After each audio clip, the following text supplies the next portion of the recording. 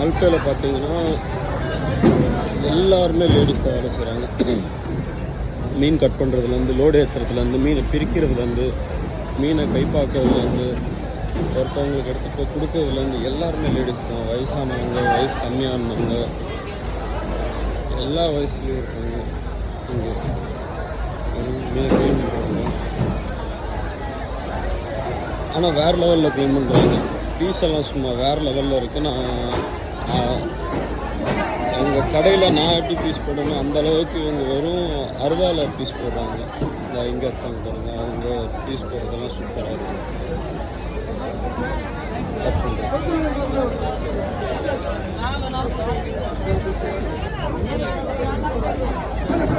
எல்லாருமே லேடிஸ் தான்.